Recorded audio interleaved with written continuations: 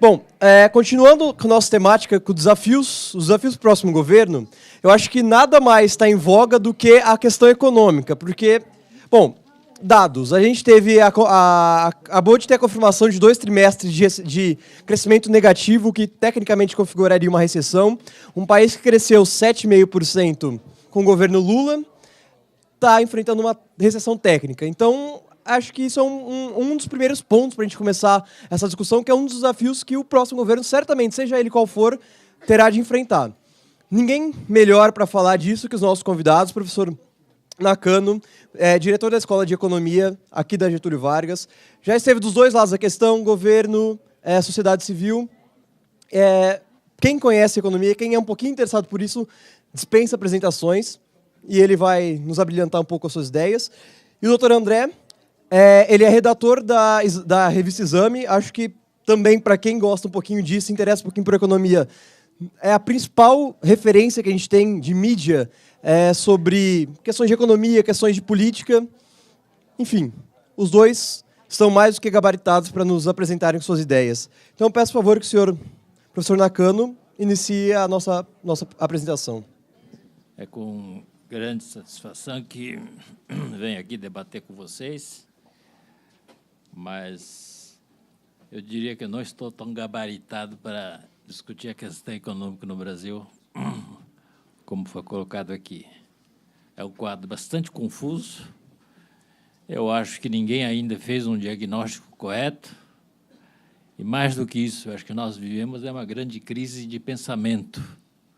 Crise da universidade, crise da inteligência nacional, que praticamente repete os mesmos problemas quase há 20 anos, tá certo? E não sai do lugar.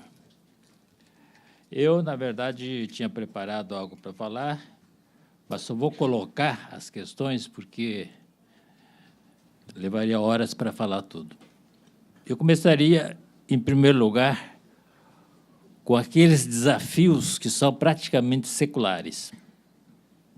Eu sou daqueles que acreditam que algumas instituições têm vida longa, vivem por séculos. Elas tomam formas novas, mas prevalecem na sociedade e comandam o econômico. Então, nesse sentido, para mim, a questão mais importante é a reforma do que eu vou chamar de ordem política. Ordem política no sentido dos cientistas americanos conservadores, que dizem que você tem o Estado, né?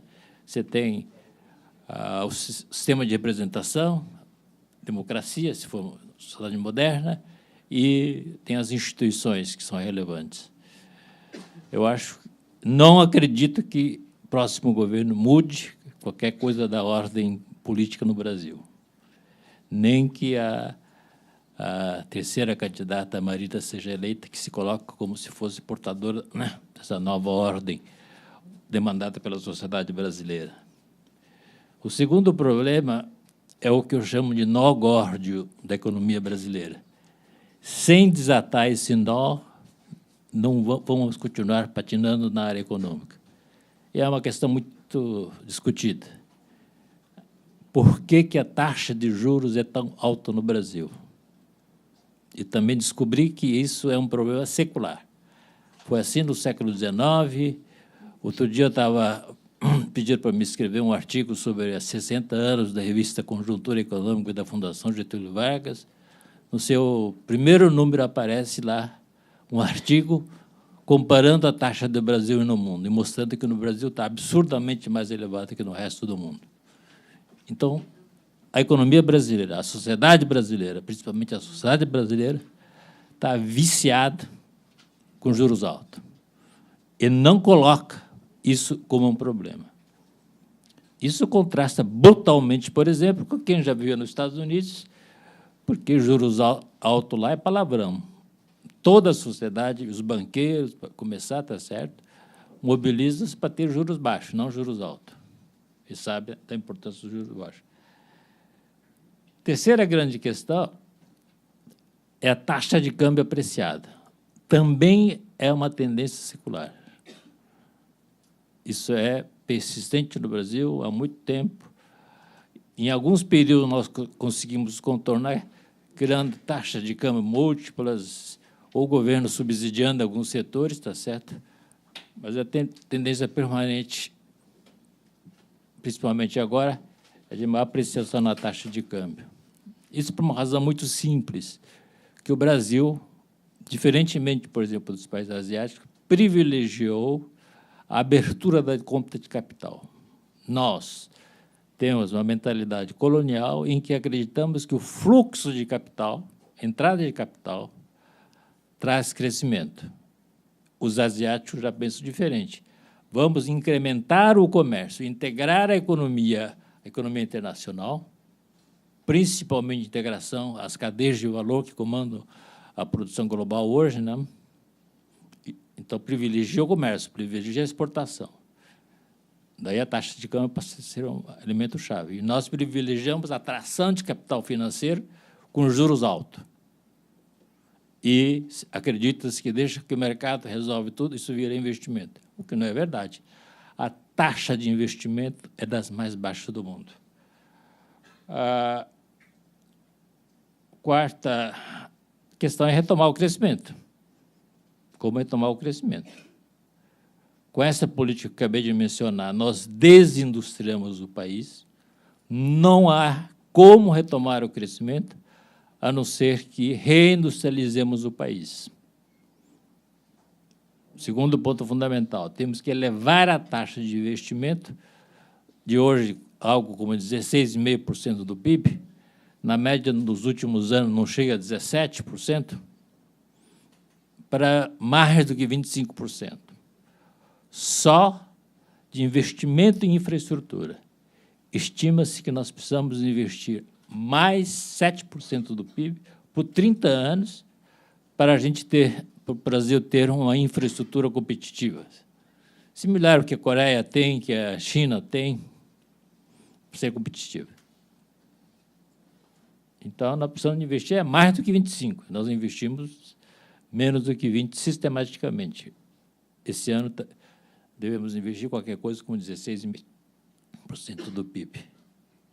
E existe uma coisa que eu chamo de tripé mortal, carga tributária elevada, que retira do setor privado do lucro, né? Extrai renda do setor privado, que é elevadíssima, mais alto do mundo, né? 36%. Se você considerar todas as taxas, lucro das estatais, etc., dá 40% do PIB. Isso é o que o governo apropria. 40% do PIB o governo apropria. E gasta mal, gasta pessimamente, como a população no ano passado saiu nas ruas gritando, né? Reclamando, basicamente, que os serviços públicos são terríveis. Então, nós precisamos de aumentar o investimento. E o único jeito de aumentar o investimento é reduzir o consumo. Não tem como você aumentar o investimento sem reduzir o consumo. Porque se eu pegar o investimento privado, o consumo privado, consumo do governo, o investimento, que é baixíssimo no Brasil, somar isso, já dá mais do que 100% do PIB. Como é que essa mágica é possível? Porque estamos endividando, que é o déficit de transações correntes, que está subindo perigosamente. Então, precisa ser feito um grande ajuste. E sociedade que privilegia o consumo, privilegia o imediato, não tem um horizonte temporal longo. Esse é o nosso grande problema. A nossa elite política não tem um horizonte temporal longo. Não temos planejamento no Brasil. Você não constrói infraestrutura sem um mínimo de planejamento. O governo apressou em fazer um programa de concessões para a infraestrutura porque queria arrecadar. E arrecadou bastante. Mas, na hora de implementar, aí a coisa complica, né? Finalmente, eu acho que nós temos algumas bombas para desarmar. A primeira bomba, que a gente nunca sabe quando vai estourar, mas não é que vai estourar imediato, nós estamos tendo déficit de transações correntes sistematicamente mais de 3,5% do PIB. Isso não é possível você permanentemente, né, que o exterior financia o seu consumo. a dívida sobe, tá certo? E um dia vai te dar um problema, porque os financiadores vão pensar, pô, esse país está com déficit crescente, dívida crescente, a dívida é mais de 1,7 trilhão, né? A dívida pública é pequena, porque nós temos uma reserva grande, mas o dia que os estrangeiros se preocupar que o país pode entrar em inadimplência, daí nós temos o que já aconteceu em 99, e não foi a primeira vez, né? 7ª ou 8ª vez que acontece crise de balanço de pagamento no Brasil, que vem repetindo historicamente, sistematicamente. Então, essa é uma bomba relógio que precisa ser desarmada. A segunda bomba relógio é política. Eu acho que nós tivemos uma grande mudança nesse país, a partir de 2003, 2004.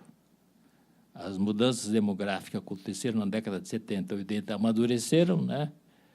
E o número de jovens no Brasil começou a encolher em termos absolutos. Isso mudou toda a dinâmica do mercado de trabalho. E milhões de pessoas, nesse processo, conseguiu ascender porque os salários na base começaram a subir. Então, hoje nós temos a chamada classe C, que representa, segundo a estimativa, 54% da população brasileira, cerca de mais de 110 milhões de pessoas, né? E este pessoal decide a eleição. Como vai decidir essa eleição? Quem conseguir os votos da classe C vai ganhar a eleição. Nós não conhecemos essa classe. A minha hipótese é de que essa classe é uma classe que não tem nada de ideológico. Não vota nem com direita, com esquerda, não defende nenhum desses princípios ideológicos, mais intervenção do Estado, menos intervenção do Estado, isso não é problema, a forma de intervenção não é problema. O que eles querem? Querem emprego, boa qualidade, querem saúde, educação, melhor transporte, né? E que tenha os seus direitos garantidos. Toda a demanda sobre o Estado brasileiro, né? Que é o Estado anacrônico, falido, né? Incompetente, ineficiente, é o mais caro do mundo, praticamente. Todas as pesquisas que tentam comparar o custo do serviço no Brasil, serviço público no Brasil e no exterior, nós sempre somos acompanhados de 2 ou 3 países africanos, lá na rabeira, na lanterninha, custos mais altos. E a capacidade de implementação e planejamento, não preciso falar, vocês sabem. Então, há uma pressão clara da sociedade, principalmente dessa classe que se esclareceu, né, que vai, em algum momento, tornar um grande problema. As manifestações estão aí todo dia, né? E ainda eu acho que existiria também o desafio da dívida pública, problema de previdência, etc., que estão aí colocados já, né? E esse problema do déficit e dívida pública é mais complicado ainda porque a única forma de você reverter as expectativas, sair desse pessimismo e mudar o humor dos empresários, principalmente do setor financeiro, é fazendo um grande ajuste. E setor público, vocês sabem, primeiro, para começar, o salário é 3 vezes mais alto que o setor privado. E, a começar pelo Supremo Tribunal Federal, estão pedindo um reajuste de 20 e tantos %, né? No salário básico, só que o salário que eles ganham é 2 ou 3 vezes o básico. Então, você vê que tem pressão, esse funcionário do setor público não está ligando nada porque isso está acontecendo, eles querem o deles. Eles julgam, né, sócios do Estado, donos do Estado. E isso que... Então, essas são as questões, né, que eu gostaria de abordar com vocês, mas que eu já devo ter passado os 10 minutos, né? E, hein? Vai ser difícil de... A única coisa que eu vou fazer rapidamente é dizer que nessa questão da ordem política você tem o Estado o sistema de representação política, né? Como é que a sociedade se organiza politicamente, como é que a sociedade é capaz ou não de controlar aqueles com o aparelho do Estado. Então, os estudos históricos comparativos, do Acemoglu Glu, por exemplo, mostram muito claramente que em sociedades que são ricas, crescem, são sociedades em que são nações que a sociedade tem controle sobre quem detém o poder do Estado. Então, é uma questão delicadíssima e profunda. A questão de quem detém o poder político e qual a dinâmica, né, da evolução do poder político e por uma distribuição de riqueza da sociedade, né, que está muito ligada com o poder político. E, para você mudar isso, não é brincadeira. Não se muda de uma hora para outra, nem se muda facilmente.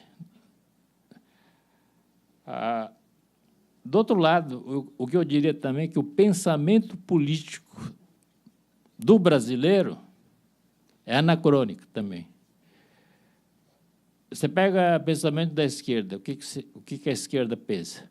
Vamos tomar o Estado. Se tomou o Estado consegue resolver todos os problemas. Basta o Estado intervir que resolve. Este governo tem este pensamento, o PT tem esse pensamento, o resultado está aí. Você cria um emaranhado de regulamentação burocrática que fica quase impossível fazer negócios, né? Não tem resultado. E mais, cria uma desconfiança tal do setor privado que você tem a crise que nós estamos vivendo aí. Essa é a causa fundamental da crise. E o brasileiro também imagina que o Estado é uma entidade extraterrestre, que o Estado é parte da sociedade. Não, você pode saquear o Estado, tomar do Estado, que não é problema seu. Tanto é que 75% da população, numa pesquisa há um tempo atrás, dos brasileiros, acreditavam que não pagava nenhum imposto. Exatamente 75% que acham que não paga imposto é o que exatamente paga mais, porque a nossa carga tributária é indireta. 5 meses, né, do trabalho do brasileiro é imposto, vai para o governo. Se você fosse colocar na nota de fiscais de qualquer produto quanto de imposto, você chegaria, no mínimo, a 37%, 38%. Os produtos industriais, mais ainda, porque serviço é muito menor. E o governo, que entra também no PIB, não paga imposto. Então, nem consciência clara do problema nós temos.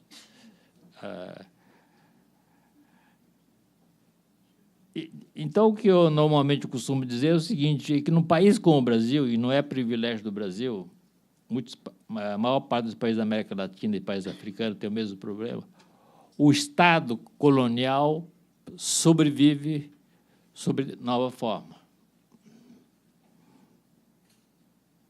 O que era o Estado colonial? Era um Estado que, né, você montava o Estado aqui para extrair impostos e transferir para a metrópole. Quando, né, houve o rompimento com a metrópole, a burocracia extrai, apropria e, em vez de transferir para a metrópole, transfere para os seus aliados políticos. Quem são os aliados políticos da burocracia portuguesa, colonial? Não vai ser quem paga imposto. Então, portanto, não é região rica, produtora, tá certo, que vai apoiar o Estado colonial. É exatamente aquela região mais pobre. Então, você tem uma fusão entre a burocracia e a elite da região mais pobre, da burocracia e a elite, liderança política norte e nordeste. Por isso é que Sarney está aí, vai continuar a estar aí. Se não for Sarney, está aí o Renan Calheiros, né? Como é que chama o presidente da Câmara? Henrique Alves, da família Alves.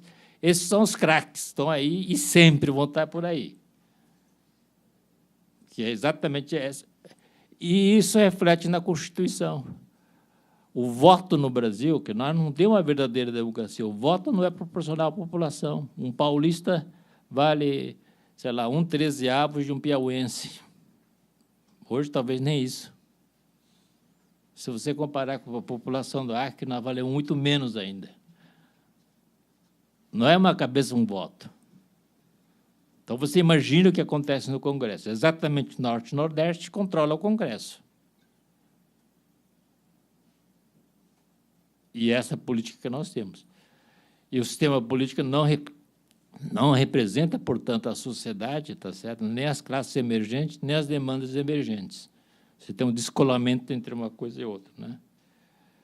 Então, só uma mudança muito profunda na ordem política e nas instituições que eu acho que a prosperidade virá no Brasil, e eu não consigo ver no curto prazo, nem com a eleição da Marina, né?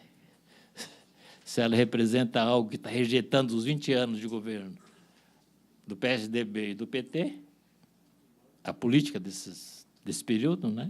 Se ela representa, mas eu não estou vendo propostas concretas, nem estou enxergando como é que ela vai conseguir mudar essa ordem política, né? Então, a pergunta é, será que no Brasil não tem esperança? Eu tenho duas esperanças. Existe um movimento que não é popular, mas é muito forte, do empresariado, que já vem de anos, para a redução da carga tributária. É um movimento muito forte, que existe. Os empresariados estão convencidos, e a situação que nós estamos vivendo, em parte, é porque a carga tributária sistematicamente aumenta, né? E aumenta de forma arbitrária. Pior é isso. Vocês que estudam direito sabem como é que se comporta o fisco, né? Eu conheço o fisco daqui e sei como é que as empresas sofrem com o fisco federal. Depois de 20 anos, você muda a interpretação de uma lei e vai cobrar. O judiciário, o que é? Um aliado, é um sócio, né, do imposto. Portanto, sempre o governo ganha, né, no judiciário. E aí se cria uma situação intolerável, insuportável para as empresas, aí vem um refis, né? Todo ano você pode anotar aí que vai vir um refis, porque senão as empresas quebram. Então, a primeira força que vem, eu acho que é desse lado, pedindo redução da carga tributária, e, para isso, ele já sabe hoje que precisa aumentar a eficiência do serviço público, que não adianta falar em reduzir a carga tributária, simplesmente porque, se reduzir a carga tributária sem reduzir a despesa, você tem déficit pior, aumenta a dívida pública, né, que torna explosiva. A outra força de mudança é o que eu já mencionei, a classe C. Essa classe está emergindo, é mais do que 50% da população brasileira, e é uma classe que vai batalhar por coisas pragmáticas, que é mais educação, melhor saúde, mais segurança, melhoria na mobilidade urbana, ser respeitado, né? Se tornar um cidadão, isso que eles demandam. Teve a explosão no ano passado, continuam diversos movimentos espalhados, e essa é a coisa imprevisível. De repente, um dia vai tornar algo muito mais forte. E eu acredito que já nessa eleição a classe C é decisiva. Se a dona Marina conseguir capturar o voto da classe C, ela ganha. E parece que está conseguindo. Porque a classe C também está rejeitando a forma de governar dos últimos 20 anos. Se você vê a curva de baixo, a taxa de juros nos países em geral, ainda hoje estão, nos Estados Unidos, no Japão, na Europa, está menos do que 1%. Aí está em 1%, na América Latina, 2%, 3%, não passa disso. E você tem uma chamada curva de juros, quer dizer, no overnight, lá, operações que o Banco Central faz, a taxa é aquela. Para taxas de mais de longo prazo, para títulos de longo prazo, etc., você tem que pagar uma taxa maior. Hoje, então, nos Estados Unidos, não chega nem a 3% a longo prazo. 3% a longo prazo, 30 anos. 30 anos. Se você olhar para o Brasil, o que acontece? A taxa de juros do Banco Central é absurdamente alta, 11%. A pergunta é por quê? E a resposta, novamente, é algo que herdamos historicamente do passado, herdamos do período de inflação, porque naquele momento o governo rolava toda a dívida pública diariamente no overnight. Aí se montou um sistema, né, de liquidação e custódia, Selic, né, chamado Selic, e tinha uma taxa de juros para fazer essas operações. E, com inflação alta, se você pagasse uma taxa pré-fixada, 10%, 20%, 50%, como ninguém sabia o que a inflação ia ser daqui a 2 meses, ninguém ia comprar título público. Então, o que você fez? Você fez um título público, que é LFT, vinculado à taxa Selic diariamente, corrigido diariamente. E o Banco Central tinha que aumentar diariamente a taxa de juros, porque a inflação estava subindo, né, para conseguir rolar toda a dívida pública. O problema é que a inflação foi controlada, em 94, e esse sistema permanece intacto até hoje. O que é a taxa Selic? Taxa Selic é a taxa da LFT, dos títulos aqui de LFT. LFT é um título de longo prazo que o governo emite para financiar seu déficit público. Se o Banco Central, no overnight, paga a taxa de um título de longo prazo, a curva de juros vai lá para cima, né? Quem quiser captar mais a longo prazo tem que captar. Então, isso se torna impossível você captar. Porque se o Banco Central paga a Selic, o que os bancos, para concorrer com o Banco Central, têm que pagar? Algo parecido. É DI, taxa DI. Então, todo o sistema financeiro está indexado a DI. É a chamada cultura DI. Então, todas as operações que você tem que fazer no Brasil é Selic mais alguma coisa, 11% mais alguma coisa. Então, fica impossível você emitir, setor privado, emitir títulos de longo prazo. Não existe mercado de títulos de longo prazo no Brasil. O Banco Central monopoliza, ela apropria toda a poupança do país no mercado de moeda, não no mercado de longo prazo, de poupança que não existe. E se o Tesouro quiser baixar a taxa de juros, não consegue, porque o Banco Central paga Selic no overnight. O Tesouro está na parede também, está na parede. Então, você tem uma cunha que faz com que a taxa, em vez de ser 1%, vai lá para 11%. Se a curva começa do 11%, logo sobe com prazo, então não é impossível fazer qualquer operação de longo prazo. Então, não existe financiamento de longo prazo no Brasil. Então, enquanto você não acabar com a Selic e fizer esse deslocamento para baixo, aqui hoje, evidentemente, não seria 2, podia ser 3. Porque na operação overnight, você não está remunerando investimento. É sobra de caixa dos bancos que vai para o overnight. É sobra de caixa. Sobra de caixa não é investimento. Não precisa pagar nem inflação, não se paga inflação em lugar nenhum. É uma taxa de juros para fazer a política monetária. Exatamente.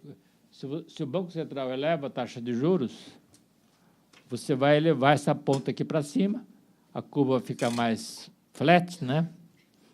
Porque longo prazo não responde proporcionalmente. Mas você tem efeito, né, sobre todo o mercado financeiro e, portanto, sobre a economia. E, se for um mecanismo para controlar a inflação, pode funcionar. Então, esse é o nosso grande problema. Eu acho que já falei demais, aí eu ia passar um outro gráfico, mas é tão complicado. É só para você ter ideia de que, em economia, está tudo, um monte de coisa interligado, de tal forma que, sem você... Aqui não é equações, é a economia em quadradinhos, né? É que, normalmente, a taxa de juros do Banco Central do Brasil tem que ser igual ou similar ao dos bancos centrais de países desenvolvidos. Por quê? Porque o Banco Central, seja do Brasil, qualquer lugar, paga uma taxa de juros sem risco, porque o banco Central, por definição, é líquido, emite moeda. Se emitir moeda, não quebra, paga, sempre paga. Toma emprestado, mas paga, por definição. Então, não há razão para ser diferente. O que pode ser diferente é a taxa de longo prazo, que tem risco Brasil, etc., né? Ou título de governo pode ter risco de governo, etc., mas não do Banco Central. Então, o correto é você fazer uma taxa de juros aqui similar dos países envolvidos. Quando você faz um diferencial muito grande, você provoca um afluxo de capital que vai apreciar o câmbio e vai desindustrializar o país. Do outro lado, você aprisiona toda a poupança do país no overnight, no curtíssimo prazo, ou overnight de operações compromissadas de 30 dias, né? Inviabiliza financiamento de longo prazo pelo setor privado, eleva o custo da dívida pública, com a taxa de juros alta, o investimento não aumenta. Custo elevado da dívida pública obriga o governo a aumentar a carga tributária, que reduz o investimento, vocês podem ver todas as consequências aí. Se eu mudar isso, se eu fizer com que... e naquele gráfico lá, quando você bota uma taxa de juros muito alta, o que você atrai do exterior para o país é a taxa para fazer arbitragem, ganhar o diferencial de juros, não para investimento produtivo.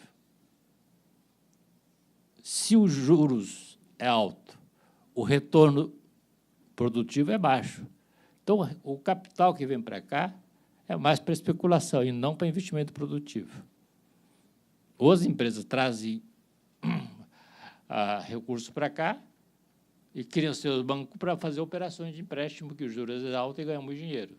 Então, a indústria automobilística financia os automóveis, evidentemente, com os juros altos que nós temos, ganha talvez mais dinheiro financeiramente do que produzindo automóvel.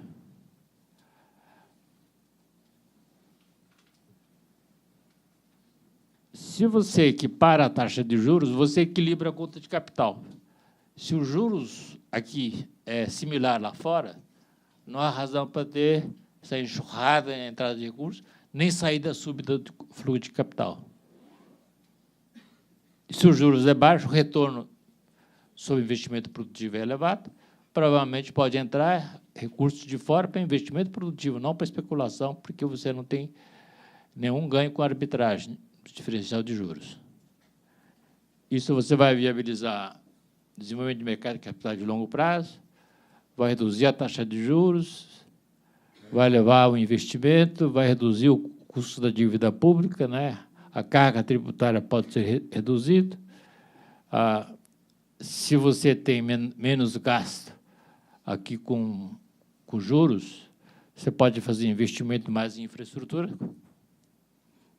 e, com isso, aumentar a produtividade e fazer a economia crescer. Mas isso a gente volta para discutir depois. Bom, aqui é só para mostrar que a taxa de câmbio no Brasil descola totalmente dos chamados fundamentos macros do país, está lá em cima, né? É aquela linha azul.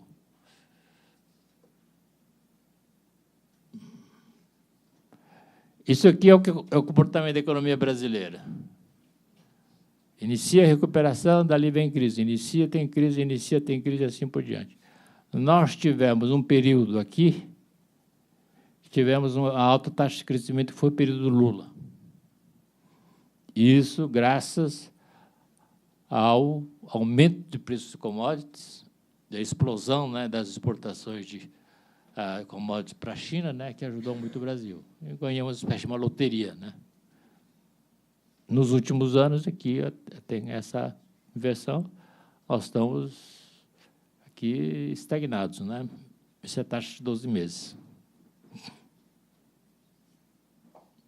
Bom, eu vou parar por aqui, que eu acho que já falei demais, eu prefiro que vocês façam a pergunta sobre as questões que eu coloquei, ou o que vocês quiserem para a gente discutir. Uma honra estar aqui, representando a Exame, e uma honra estar aqui do lado do professor Nakano. Acho que vocês sabem que o professor Nakano foi um revolucionário nas finanças públicas do Estado, e eu acho que está fazendo falta outras figuras como ele. Ele já tocou um pouco nesse assunto, eu vou tocar também um pouquinho. sobre como essa questão do Estado brasileiro é central no desafio que a gente tem. A minha apresentação aqui ela mescla um pouco pontos mais conjunturais e coisas mais estruturais. E eu queria começar de um jeito um pouco mais animado que o professor Nakano, porque é verdade que o Brasil tem um monte de problema, é verdade que o próximo governo vai herdar um enorme abacaxi, mas hoje eu sou jornalista, né? Como ele disse, diretor da Exame. Eu estudei economia, minha formação é de economista nos anos 90, uma geração intermediária, portanto, da de vocês e da do professor Nakano. E, naquela época, o que a gente na FEA, o que a gente basicamente discutia é se um dia a inflação no Brasil ia acabar. Porque realmente a sensação que dava é que a gente nunca ia dar conta de lidar com esse problema. Quer dizer, era impossível, era maior do que a nossa capacidade de solução. E hoje o que a gente discute, se a inflação vai ser 6, 6,5 e tal, que é um número preocupante mesmo, acho que é real esse desafio, mas comparado ao que a gente já teve, a desorganização que a gente tinha na nossa economia, é um salto qualitativo enorme que aconteceu nas últimas décadas. Então, não sei, acho que o tom que eu vou dar aqui é um pouco nem 8 nem 80. Quer dizer, lógico que temos muito problema, mas também andamos bastante nos últimos tempos. Vou começar mais por aí. Bom, deixa eu passar direto. Aqui é mais ou menos o que alguma das coisas que a gente tem escrito na revista sobre que Brasil é esse. É um Brasil que vem dando salto de qualidade em muita coisa, mas que, obviamente, está atualmente, a economia basicamente parou. Aliás, nós demos uma capa recentemente, não sei quantos de vocês acompanham a revista Exame, eu faço aqui um convite para quem quiser passar a fazer isso. A gente deu uma capa a 2 edições que o título era Parou. E era isso mesmo que está acontecendo com a economia parou. Então, isso é muito ruim. E aí, olhar um pouco os desafios que a gente tem pela frente. Que Brasil é esse que o próximo presidente vai herdar? Quer dizer que esses gráficos todos ele tem um certo lag de tempo, não muda nada a mensagem. Tá? Está 2010, deveria ter o 2014, mas a mensagem essencialmente é a mesma. É um Brasil mais velho, dá para ver nitidamente aí o que era uma pirâmide etária, hoje quase que deixou de ser uma pirâmide, né? Quer dizer, o formato engordou a nossa pirâmide etária, né? Quer dizer, o Brasil está cada vez mais velho. O conceito interessante aqui é o conceito do bônus demográfico, que vocês provavelmente já ouviram falar. É o período da história dos países em que você tem mais gente aqui, nesse miolo da distribuição etária. Quer dizer o quê? Mais gente produzindo, da idade de vocês até, sei lá, hoje em dia, inclusive, mais, né? As pessoas trabalham até mais tarde. E historicamente, se você olhar na Ásia, esse período, esse bônus demográfico, quando bem aproveitado, no caso do Japão foi muito importante, no caso dos tigres asiáticos foi muito importante, no caso da China está sendo importante. O Brasil, infelizmente, está meio que deixando passar esse período, não está aproveitando bem o período. Aí o conceito, a frase que eu acho que resume bem é você ficar rico antes de ficar velho. Quer dizer, os países que se deram bem são os países que enriqueceram antes de ficar velho. Porque se você primeiro envelhece e não conseguiu fazer a travessia, você vai ter muito mais dificuldade. Então, isso tem que ser visto como uma oportunidade, mas também como um desafio grande aqui. E o Brasil talvez esteja deixando passar um período importante. Bônus, como todo mundo sabe, na empresa, o conceito do bônus, o que é? Um negócio daquele ano. Quer dizer, o bônus vai passar, ele não é um negócio estrutural permanente, não é uma fonte de crescimento. É um país essencialmente mais rico, estamos ali na faixa dos 12, 13 mil dólares de renda per capita. E aqui nós também fizemos uma capa que eu gostei muito, acho que foi nesse ano, ou no fim do ano passado, de um conceito que talvez você já tenha ouvido falar, que é o da armadilha da renda média. Não sei quantos de vocês já ouviram isso. Basicamente, o que o Brasil fez, e de forma impressionante exagero, mas de uma forma competente, foi deixar de ser um país muito pobre e virar um país de renda média. o que é ótimo, porque é quando as pessoas deixam de morrer de fome, quando, enfim, quando você realmente abandona, e tem um outro quadro que vai mostrar isso melhor, aquela miséria mais absoluta que alguns países do mundo ainda estão presos a isso. Então, é um salto de qualidade muito importante. Só que o salto que a gente tem pela frente, que é disso que trata a armadilha da renda média, historicamente está se provando muito mais difícil de acontecer. Quer dizer, muito mais países fizeram o que o Brasil já fez. Essencialmente, a América Latina inteira já abandonou, já deixou de ser um país muito pobre. Alguns países da África já estão fazendo essa migração, para não falar, obviamente, dos países ricos.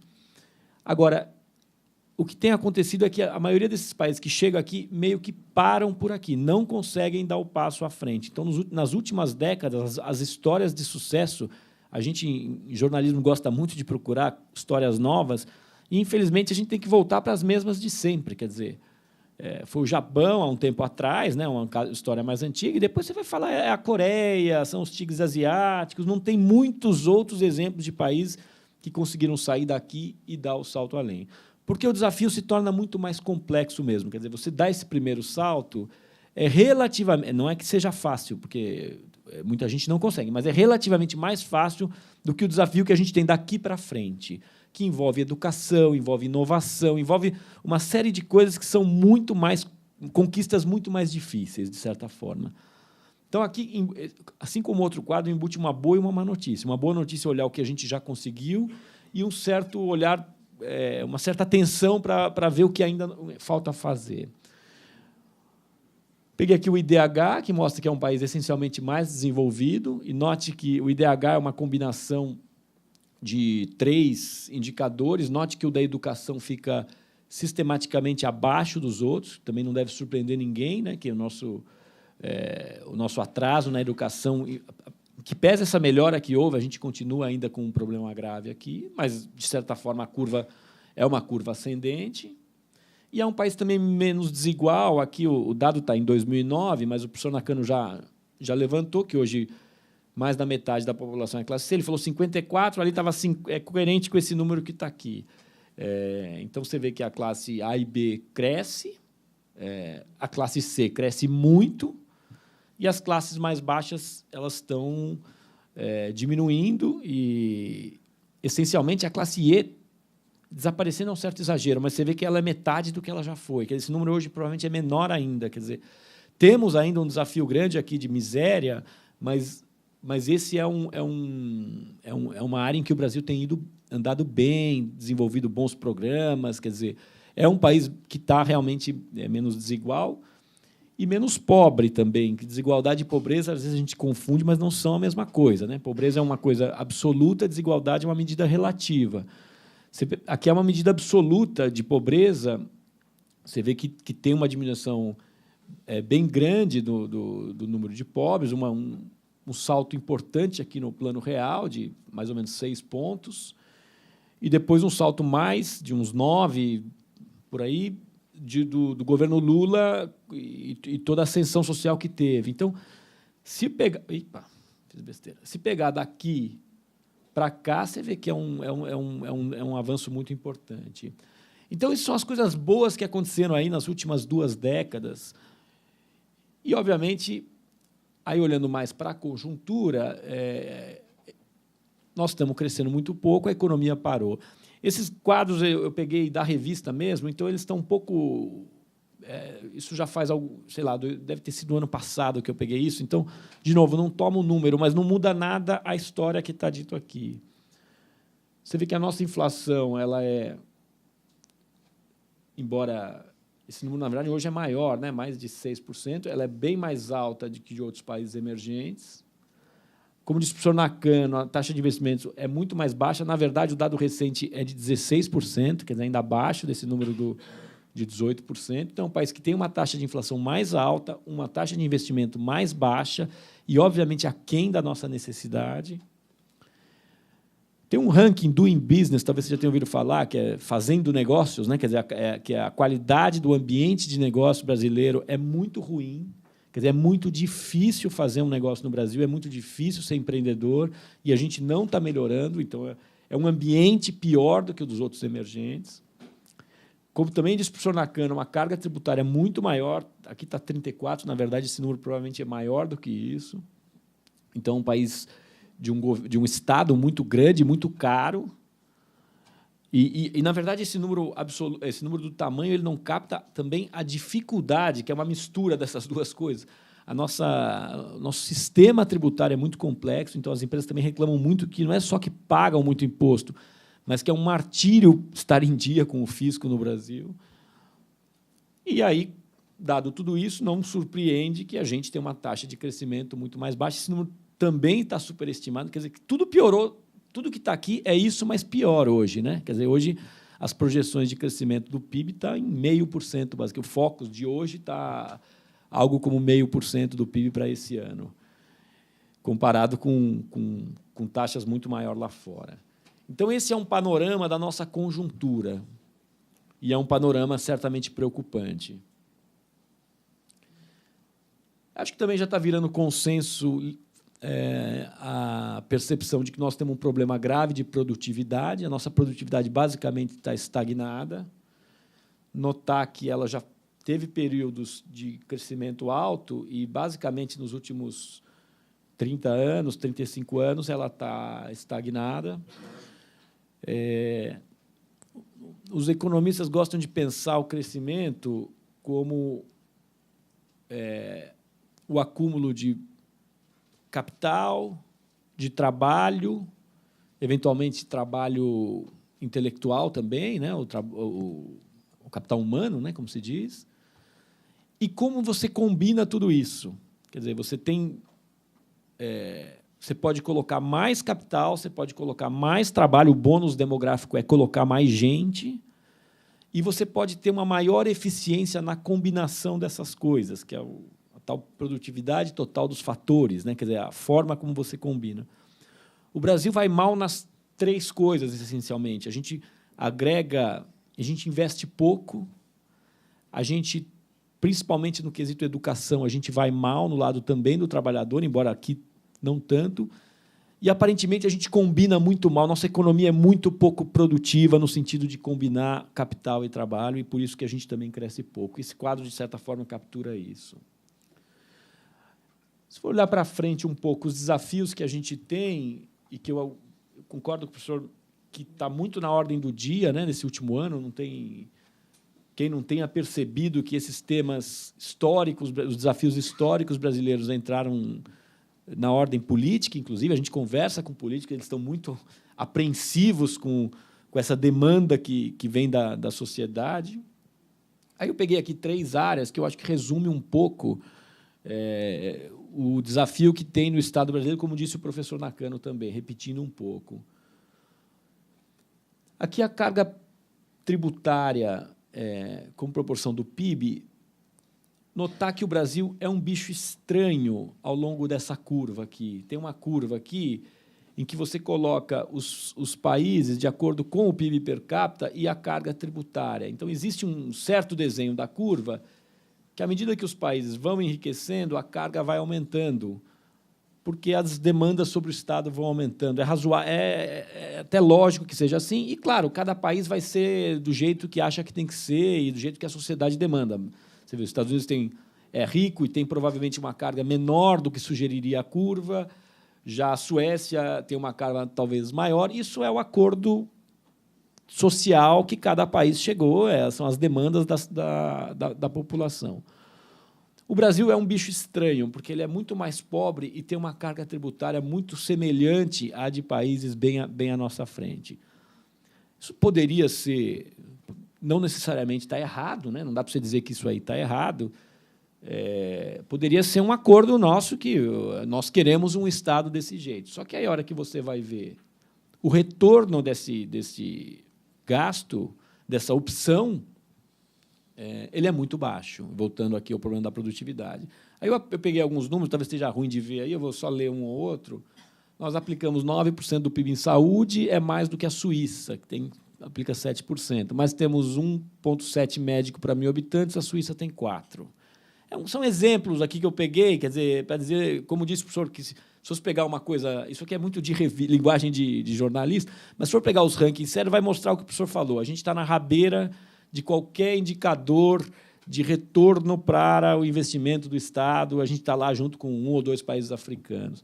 Na educação, a gente aplica 6% do PIB, a Coreia investe 5%.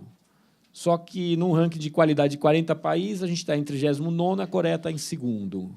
Notar que esse 6, agora, por lei, vai para 10. Né? Então, muita discussão da educação faz sentido aumentar o esforço que a gente vai fazer em educação sem antes resolver primeiro se a gente está fazendo isso do jeito certo. Quer dizer, se o Brasil fosse uma empresa e isso fosse um departamento da empresa que tem esse resultado, é impossível que, numa reunião de board, você consiga justificar que a tua área precisa ganhar mais dinheiro. É impossível, não passa da primeira conversa. Não, peraí.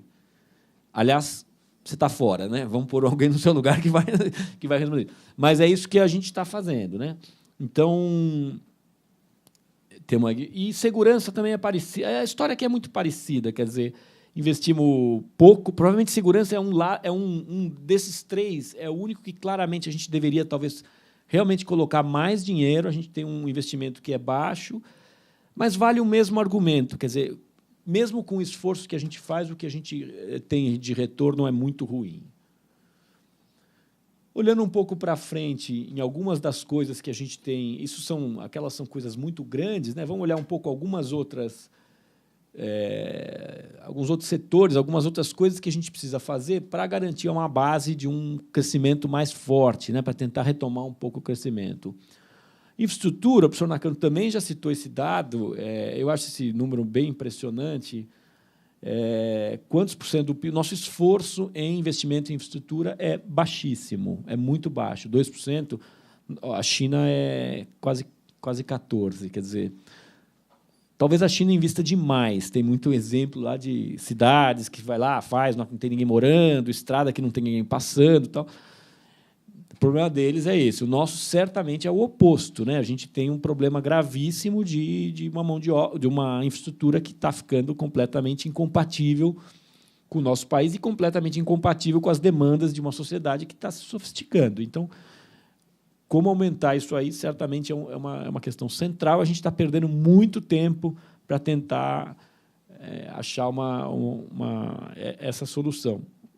E aí tem de tudo, tem pouco dinheiro, mas também tem um dinheiro muito mal aplicado. Outro dia eu fui visitar uma obra de um metrô, e aí tem lá são alguns contratos na mesma linha, então são empresas diferentes que fazem a mesma linha. E aí eu fui visitar um Tatuzão, que é um investimento de 130 milhões, que está essencialmente parado, porque ele fez um buraco. Tatuzão, vocês sabem, é o que faz o buraco do trem. Ele fez o buraco e aí ele tem que passar na estação de Moema. São, sei lá, uns 300 metros. Só que quem está fazendo a obra da estação não é a mesma concessionária, é uma outra. E o cara fala, eu não posso mandar nesses caras para eles irem mais rápido, porque eles não são meus empregados, eles trabalham para outra empresa. Só que, enquanto isso aqui não tiver com o chão pronto, o Tatuzão não pode andar 300 metros para continuar o buraco do outro lado. Então, ele está parado à espera de 300 metros de chão, vamos dizer assim, para que ele possa continuar o buraco. Obviamente, é uma idiotice você colocar um investimento desse tamanho e deixar 6 meses esperando que alguém faça esse negócio, mas é isso que acontece. Então, tem pouco investimento e tem investimento mal feito também. Mão de obra pouco qualificada, aqui é chover no molhado, né? Quer dizer, sei lá, a Coreia tem 63% da população de 25 a 34 anos com diploma, a gente tem 12%. Então, isso é um retrato um pouco do nosso atraso. Inovação, aqui peguei as patentes registradas por ano. Note o salto espetacular que a China está produzindo em muito pouco tempo. O Brasil melhora muito pouco, então nós estamos basicamente parados. Aqui a China é tão espetacular que ela achata um pouco os outros quadros, mas se você pegar a Índia, também tem um avanço expressivo aqui. E a Rússia também, quer dizer, a Índia já passou na nossa frente. Gastos com P&D muito aquém também do que a gente deveria. Ambiente de negócio, já falei um pouquinho, aqui são alguns exemplos do Doing Business, quer dizer, como como demora para resolver disputa comercial na justiça, tempo para registrar patente, importar e exportar. Quer dizer, o Brasil é um país pesadão nesse sentido. Isso aqui eu vou passar, que foi por engano. E aí, o último ponto que eu queria, talvez um pouco fora do nosso tema, mas eu acho um tema tão interessante, eu queria só chamar um pouco a atenção, é que nós temos um problema muito sério nas cidades brasileiras. Quer dizer, nossas cidades têm uma qualidade muito ruim. É um tema que, felizmente, está entrando na agenda, entrou muito forte. E aqui os desafios de gestão são gigantescos. Então, pegamos aqui alguns dados que mostram que a imensa maioria das cidades não tem sequer um plano de gestão pública com qualidade. Quer dizer, gestão de resíduos sólidos, 3%, plano de saneamento básico, 5%. Quer dizer, estamos muito atrasados numa discussão que lá fora pega fogo. Quer dizer, como as pessoas hoje, mais da metade da população mundial mora nas cidades, no caso brasileiro, 85% da população mora na cidade. Então, assim, ter boa cidade é uma questão de economia também, quer dizer, além de qualidade de vida, de economia. E as nossas cidades são muito ruins ainda. Aqui alguns dados de saneamento básico, tem uma evolução, mas é uma evolução que, enfim, ainda tem o que falta ainda é muito grande, quer dizer, rede de coletores de esgoto, metade, essencialmente, das cidades tem, o resto não, quer dizer, das casas, na verdade, estão ligadas à rede. É muito ruim ainda para essa altura do campeonato, a gente está com esse atraso nesse terreno. Porcentagem de água desperdiçada, um tema que está super aí na ordem do dia. Quase 40% da água desperdiçada de algum jeito. São Paulo ainda é menos, mas olha, uma cidade como Recife, Rio de Janeiro, quer dizer, esse número eu acho muito chocante. E é isso mesmo, viu? Eu mandei checar umas 1000 vezes, porque eu falei, gente, não pode ser quase 70% da água do resíduo, não pode ser desperdício. Não, é isso mesmo, esse o nosso padrão. Então, aqui, eu acho que eu encerro por aqui, eu tentei dar uma pincelada assim, de coisas assim, que, para resumir a mensagem, assim, o Brasil teve um avanço importante que nos levou para esse status de país de renda média, ali dos $13 mil, mais ou menos.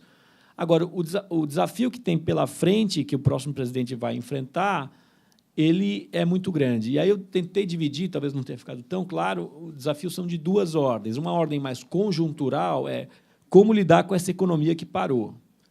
E aí tem a ver com esse arranjo macroeconômico que está muito mal resolvido, muito mal desenhado, em que você tem uma inflação que é maior que os outros, você tem um governo que intervém demais, um Estado que é muito caro, etc. A hora que você põe tudo na conta, você cresce 0,5%. Esse é o lado mais da conjuntura e, de certa forma, que não é lá tão complicado assim de resolver. Só que, paralelamente a isso, tem discussões mais profundas, como o professor Nakano já tinha colocado aqui, e que essas, sim, são muito mais complicadas. Assim. Então, se esse lado de cá permite uma coisa talvez mais otimista, a depender do que se faça no próximo governo, o outro lado são desafios históricos nossos e que a gente está ainda patinando muito. Você não vê lá muito sinal. Tem avanços na educação, tem avanços na saúde, mas ainda é um negócio muito lento. Quer dizer, a gente precisaria estar fazendo muito mais, precisaria ter um senso de urgência muito maior para lidar com esses desafios e que, a hora que você olha para fora, tem outros países que estão, sim, sabendo aproveitar melhor esse momento. Tá bom? Obrigado. Bom, agora a gente gostaria de abrir um pouco para perguntas. A gente vai fazer da mesma forma que na palestra anterior, coletar algumas perguntas para depois deixar os dois professores, enfim, os dois convidados, para responderem de uma forma mais geral. Alguém gostaria de começar? Meu nome é Douglas, parabenizo os convidados, obrigado pelas palestras. Eu tenho uma pergunta, que, no caso, é para os dois convidados, mas é em relação à dívida pública brasileira, que é uma questão que me deixa bastante inquieto. Em relação a essa dívida pública, se a forma com que o governo, as nossas autoridades, têm tratado a dívida pública é uma forma eficiente, será que parte dessa dívida pública, se ela fosse devidamente auditada, ela poderia ser enxugada e, consequentemente, poupar dinheiro para ser investido efetivamente no país, né? Você investe, né, sei lá, 9% na saúde, né? Será que não poderia ser 15 ou 20, né? Se a questão da nossa dívida pública fosse tratada de uma forma mais sistemática? E a outra, quais são os interesses, né? Quais são as partes da população, os segmentos que têm um interesse de que essa dívida pública, os interessados, tanto internamente como externamente, dentro e fora do país, têm um interesse de manter a dívida pública como está. Basicamente, é isso. Obrigado. Olá, boa tarde. Minha dúvida é a seguinte, de forma bem direta, se nós teríamos conseguido os avanços sociais que nós tivemos nos últimos 12 anos com uma estratégia política diferente. Explico. Eu tenho uma concepção de que, para o avanço econômico relacionado com o avanço social, você precisa dar um passo de cada vez. Nós tivemos no governo do FHC uma estabilização na economia muito relevante e extremamente importante para que o desenvolvimento social fosse possível. No governo Lula e governo Dilma, você teve avanços sociais, desenvolvimento das populações mais carentes, muito relevante. Então, assim, só que você está chegando num esgotamento desse sistema de governo que o PT está aplicando agora, que talvez fosse necessário um novo passo mais voltado para a economia para que você conseguisse manter a evolução que nós tivemos. Então, assim, possivelmente, essa visão não é necessariamente a mais correta, de que você precisa ter uma troca entre o governo mais voltado para a economia e o governo mais voltado para o social, mas, em geral, se tivesse tido uma sequência de governos mais voltados para a economia do que governos mais voltados para o social, nós teríamos conseguido os mesmos avanços sociais que nós tivemos, ou era algo inevitável que esse avanço ocorresse? Boa tarde. Obrigado. Eu tenho uma dúvida bastante específica em relação à taxa de desemprego do Brasil, porque, não obstante que vocês falaram sobre a diminuição do investimento no Brasil nos últimos anos, a taxa de desemprego continua muito baixa. Então, a população brasileira, aparentemente, está conseguindo emprego. Eu já ouvi várias explicações para isso. Uma delas é que, como houve realmente um envelhecimento populacional, a população economicamente ativa é menor. Então, a oferta de trabalho encontra perfeitamente demanda. Mas eu queria ver se tem outra explicação plausível em relação a isso e como se explica a situação paradoxal, a economia indo mal, mas a população empregada. Boa tarde. Posso falar? Acho que posso, né? Então, a minha pergunta também é um pouco sobre o endividamento público do Brasil. Por exemplo, se a gente for olhar para os Estados Unidos, eles têm a maior dívida pública hoje do mundo e com uma carga tributária muito baixa. Se a gente for olhar também para o lado social dos Estados Unidos, eles não têm tanto investimento na área de saúde, por exemplo, porque lá é tudo privatizado, na área de transporte. Na verdade, lá os sistemas não são não tem tanto investimento público, visto que é tudo privado. Mesmo assim, eles têm uma taxa de endividamento muito alta, que vem crescendo desde o governo Reagan, acredito que da década de 80, e um sistema fiscal, um sistema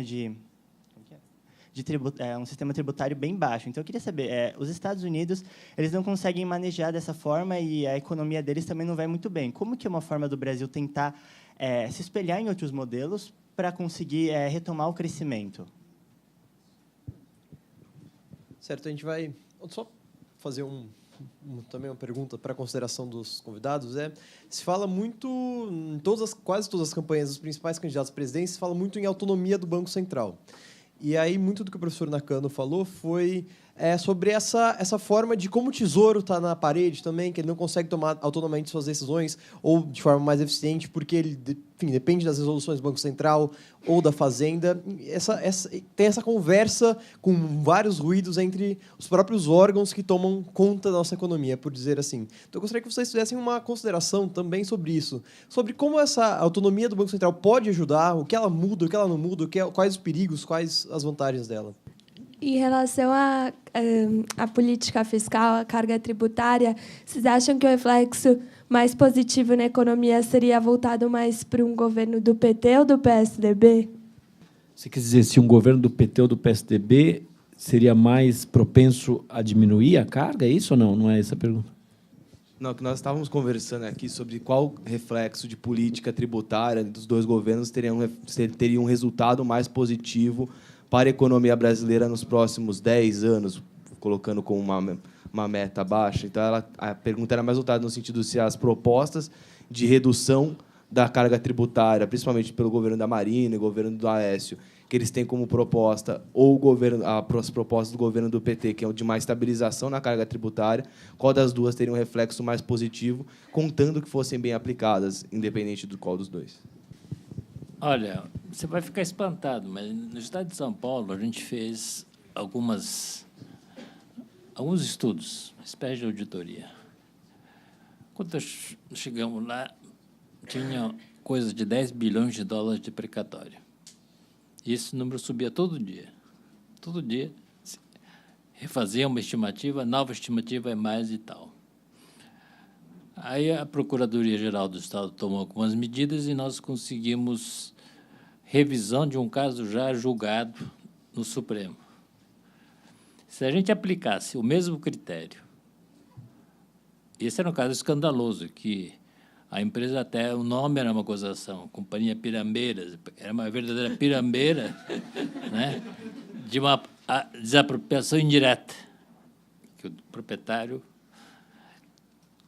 que acionou e foi feito. O metro quadrado de Pirambeira, perto de Caraguatatuba, custava mais caro que o metro quadrado de Avenida Paulista. O negócio era tão escandaloso que o Supremo fez a revisão. Mandou para a origem. Se a gente fizesse... E teve outros casos.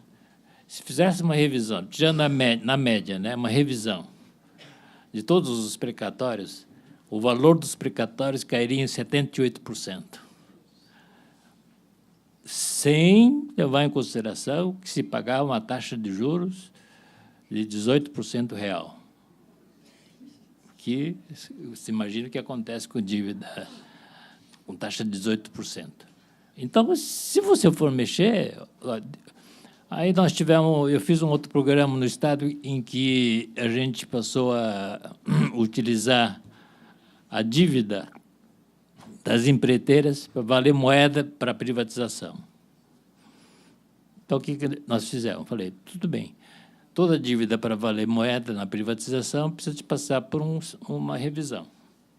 Se todas as conversões de moeda foram corretas, se não funcionário público muda de moeda, né, e de cruzado para real, para e daqui a pouco a dívida aumenta 3 zeros, né?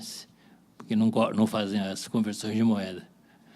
Tanto é que uma lanchonete árabe, chamada Rosima, era sexto maior devedor do Estado, né? Por exemplo. Uma lanchonete que, por acaso, eu conhecia. Bom, então, mandamos fazer todas as revisões, etc. A dívida de não sei quantos, mais de 10 bilhões, caiu para 3. Fazendo as conversões corretas, etc., passando pela engenharia para rever as medições, todo mundo tinha que assinar, o setor jurídico tinha que assinar, o financeiro tinha que assinar, daí vinha para a Fazenda para a gente emitir um título, que poderia ser utilizado na privatização. Então, se você for realmente fazer, eu não tenho ideia do que você tem lá, mas certamente não é essa que está aí. E o problema da dívida pública no Brasil é que paga-se 18%, hoje é 17% a 18%. Que você tem 370 bi de reserva, que rende 1%, 2%, no máximo, 1%. E você capta pagando 11%, né? Então, se fizer a conta toda, o custo implícito da dívida era 17% há alguns meses. Então, o negócio... E é de curto prazo. O prazo médio era 3 anos, hoje é um pouco mais, 4 anos. Então, o problema não era nem o tamanho da dívida, é que ela vence muito rapidamente. Então, o volume que você tem que girar todo ano é muito grande. Então, portanto, a pressão sobre o Tesouro para rolar a dívida todo ano é muito grande. São dívidas de curto prazo. Isso é o grande problema. Se fosse uma dívida de 30 anos com juros de 3% ao ano, não seria nenhum problema o tamanho da dívida que nós temos no Brasil. O negócio dos Estados Unidos, o que era mesmo? Comparando a carga brasileira com a americana, Que eu acho que tem exatamente essa diferença do custo de uma coisa e outra, né? Em comparar. Né? Exato. Os americanos conseguem emitir ativos detidos pelos estrangeiros com taxa de juros muito menor do que os ativos americanos no exterior rendem. E grande parte dos ativos americanos no exterior são investimentos produtivos. Então, só o diferencial de juros calculado pelos economistas é um cálculo difícil de fazer, que leva anos para fazer. Os Estados Unidos tinham um ganho de 3% real financeiro. É como se fosse o banqueiro do mundo ganhando 3% do resto do mundo. Isso permite os Estados Unidos, na parte externa, por exemplo, né, ter déficit de 600, 700, 800 milhões de dólares, déficit de transações correntes. E agora, então, a dívida pública americana custa menos ainda. O que o americano fez? Emitiu trilhões comprando dívida pública, monetizando a dívida pública. Então, a dívida pública dos Estados Unidos, o custo não é problema. Está lá embaixo. Porque você emite moeda, vira a maquininha, emite papel e compra a dívida que tinha sido emitida no passado. Né? Então, o volume de papel, moeda em circulação aumentou enormemente, né? Mas o custo é muito baixo. E por isso que pouca gente tem preocupação também com o problema da dívida. O problema do teto da dívida foi um problema político interno, né?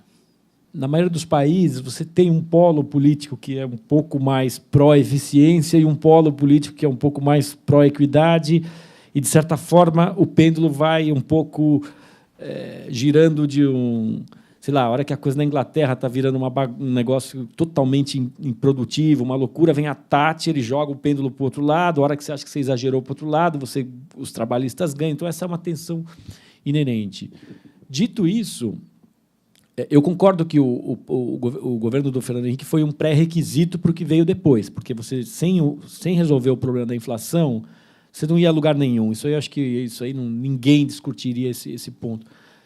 Dito isso, eu não vejo muito, no caso do avanço social brasileiro recente,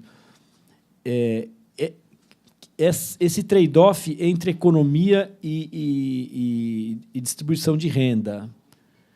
Quer dizer, eu admito que existem, na discussão política, esses dois polos, mas, objetivamente, no Brasil, o avanço social que a gente teve, eu não acho que foi a despeito que existe um trade-off entre o crescimento econômico e o avanço social, nesse caso, porque são programas essencialmente muito baratos, muito bem pensados, que chegam na família e que tem um custo realmente barato. Quer dizer, a hora que você vê o que se gasta nas grandes coisas e o que se gasta num Bolsa Família, por exemplo, é um negócio muito pequeno, muito localizado. Então, assim, não é aí que está o nosso problema fiscal, o que poderia estar segurando sua economia não é o gasto com os mais pobres. Isso aí é uma coisa que inclusive, iniciou antes. Quer dizer, o governo Lula ele cresceu muito e até redesenhou algumas coisas, mas também não foi uma criação do governo, quer dizer, é uma coisa que já vinha vindo, é uma coisa mais,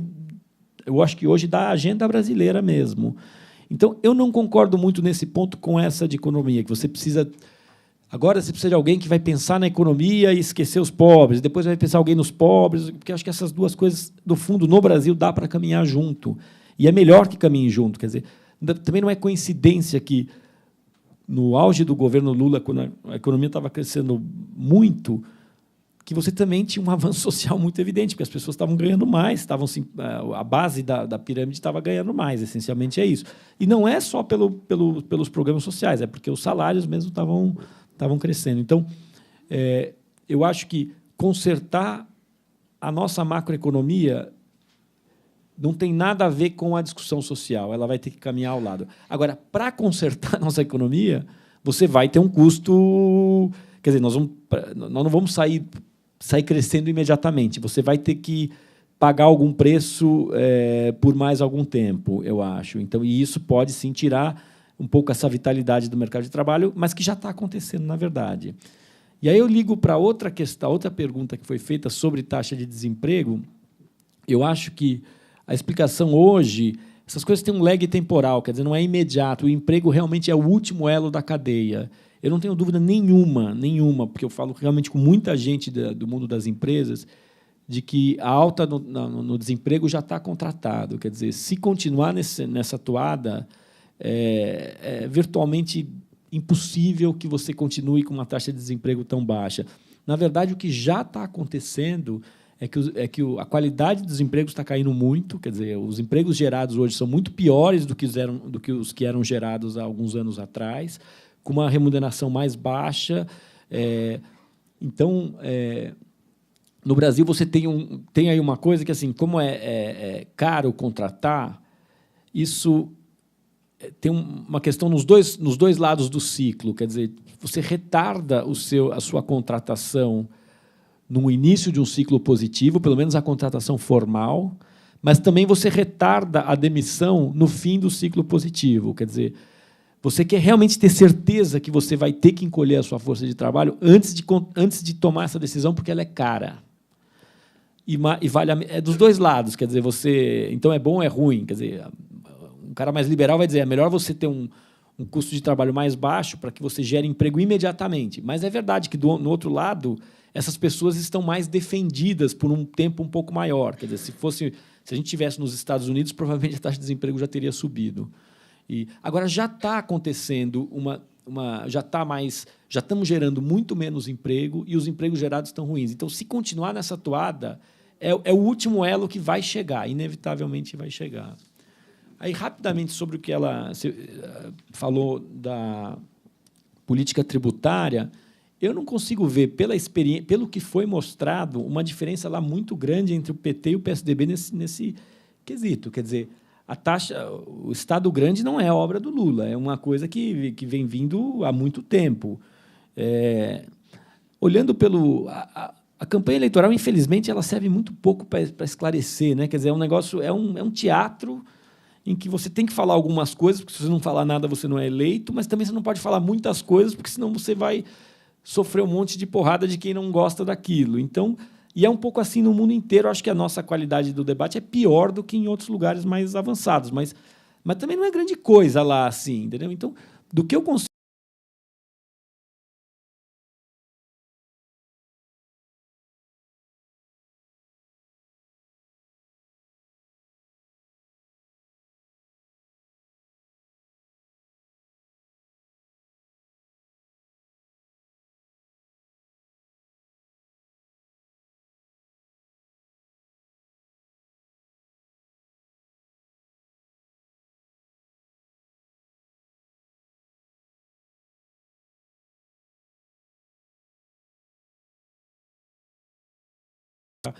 colhendo. Agora, esse custo do Estado está aí, quer dizer, também não é um negócio assim então amanhã eu vou decidir reduzir isso daí. Como é que fecha a conta? Quer dizer, não é uma coisa simples. Então, esperar uma grande revolução da noite para o dia nisso, eu acho que é acreditar em Papai Noel. Não é um negócio que não vai acontecer. Então, uma proposta mais realista é fazer com que o gasto cresça menos do que o PIB, e aí essa relação pelo denominador, você tentar resolver a sua equação e, ao longo do tempo, você fazer uma reforma que simplifique. Eu acho que o tema da simplificação é muito caro ao empresariado, quer dizer, talvez até mais do que a carga é a coisa de ter um sistema mais lógico. Outro dia nós demos na Exame uma entrevista com o Vitor Tanzi, que é talvez tido hoje com a maior autoridade nesses temas de fiscais, e ele estudou o mundo inteiro, conhece muito o sistema brasileiro, e fala: é o mais maluco do mundo. Eu não conheço nenhum que é tão caótico quanto o brasileiro. Então, se resolver, mantém os 30 e tantos % do PIB, mas pelo menos faz de um jeito que as pessoas entendam e que seja mais simples estar em dia, eu acho que já seria um salto enorme. E aí uma regra que você vai crescer o gasto menos do que o PIB, que em 10 anos isso aí vai ter caído um pouco. Eu não esperaria muito mais do que isso. Eu acho que seria irrealista esperar uma coisa muito mais do que isso. E a última, sobre a autonomia do BC, uma questão complicada, que tem uma carga ideológica muito grande nisso. Eu tendo a gostar dessa ideia, porque eu acho que eu acho ruim um Banco Central que não tem uma autonomia, porque a gente viu recentemente como essa perda de credibilidade do Banco Central gera um custo, primeiro, para a sociedade, e segundo, para o Banco Central, para a política monetária, eu acho uma coisa ruim. Aí, já que você vai ter a autonomia de trabalhar, por que não colocar isso em lei e tirar uma eventual desconfiança? Talvez você tenha um ganho adicional e com menos ônus, mas, enfim, não acho que isso aí também muda. Eu acho que às vezes tem algumas coisas que... Eu lembro do investment grade, né, que o Brasil ia ganhar, tal, não sei o que foi vendido como um negócio assim, bom, agora é um novo Brasil que se abre. E a hora que passa, você vê, tá bom, veio um pouco mais de dinheiro, tem alguma coisa, mas é exagero dizer que o Brasil, depois daquilo, se transformou. Talvez a autonomia do BC tenha um pouco essa questão. Quer dizer, pode tirar um certo fantasma. Eu não sei se vai ser um negócio que vai transformar tanto a nossa vida. Assim, você vai chegar na segunda-feira, você vai estar mais ou menos com os mesmos problemas, tal, e não mudou tanto. Assim, não sei, é a minha impressão. Bom, deixa eu primeiro responder uma pergunta muito interessante, que é o paradoxo: economia e mal e desemprego baixo. Essa é uma questão que eu estava até aqui para analisar aqui na apresentação que eu tinha preparado, mas ela é uma questão relativamente complexa, porque o que aconteceu no Brasil nos últimos anos é que nós tivemos a chamada desindustrialização. Duas ondas grandes de desindustrialização. Uma, a indústria representava mais de 30%, caiu lá para baixo, 15%, voltou a 18% em 2004, 18% do PIB, e 2013 era 13%. Esse ano, provavelmente, vai para 12%. A projeção que a Fiesp fez é que, em pouco tempo, vai estar em 9%. Os Estados Unidos é 13%. Mas uma economia que produz um iPad, imagine que seja iPad, você tem uma série de serviços ligados à indústria, pesquisa, desenvolvimento, design, etc., e depois todo de marketing, comercialização, assistência técnica, tá certo? Que tem um alto conteúdo tecnológico, serviço. Esse é o serviço que os países desenvolvidos desenvolvem, porque a indústria muitas vezes especializa em alguma pouca coisa. Apple especializa em design, mais nada. Manda os chineses montarem, etc. E a montagem é $3, $4 para montar, não mais do que isso. Então, o importante lá é um tipo de serviço ligado à indústria, antes do produto e depois do produto. Aqui no Brasil, o que aconteceu é que a indústria encolheu, e está encolhendo cada vez mais. Faz 3 anos que o PIB deve ser da indústria é negativo, né? 3 anos. E o desemprego também está aumentando na indústria, então está desempregando gente. Onde é que está sendo empregado o pessoal? Setor de serviço. E isso é fundamental entender. Por que aconteceu isso? Aconteceu por uma razão muito simples. Quando você aprecia o câmbio, né, o real vale mais, o que acontece? Os importados ficam baratos. Se os importados ficam baratos, o que você faz com a indústria? Você arrebenta a indústria, aqui dentro. E a indústria que exporta não consegue importar. Daí o encolhimento da indústria. O setor de serviços, que é o não comercializável, não compete com nada. Não dá para importar corte de cabelo, né? Ou restaurante, nem construção. Então, o setor que foi privilegiado com a apreciação do câmbio é serviço, os não comercializáveis. Porque, se você aprecia o câmbio, você expõe a competição desleal, né? Entra importado e não consegue exportar, então a indústria encolhe. O setor de serviço pode mexer com o seu preço à vontade, porque não compete. Então, quando veio esse fenômeno de redução do crescimento da população jovem, etc., os salários começaram a subir na base. E a indústria que expandiu, porque o câmbio prevalece. Serviço que expandiu, porque o serviço foi privilegiado pelo câmbio. E o que aconteceu? Aumenta o salário no serviço e repassando o preço. Como não tem concorrência nem do exportado, nem exporta serviço, você não tem nenhum problema. Então, a inflação brasileira é fundamentalmente, particularmente nos últimos 3 anos, inflação de não comercializáveis, dos serviços. Não comercializáveis sobe 8%, quase 9% em alguns anos, enquanto que o produto industrial, nos últimos 5 meses, tem deflação, né? Então, a comida, serviço, restaurante. Agora, quando você olha para serviço que expande no Brasil, são serviços pessoais. Não é aqueles serviços para produzir pesquisa, desenvolvimento, comercialização, software, né, jogos, etc., para iPad, nem nada disso que nós estamos desenvolvendo de serviço. Porque esse setor embrigou, porque podia repassar os preços, ficou mais favorável com a taxa de câmbio, o salário real sobe com taxa de câmbio apreciando, né, porque os trade-offs ficam baratos, importados industriais ficam baratos, então o salário médio sobe e aumenta a demanda de serviço. Esse setor, então, inflacionou. A taxa de inflação é, no mínimo, o dobro, né, do setor de industrial nos últimos anos.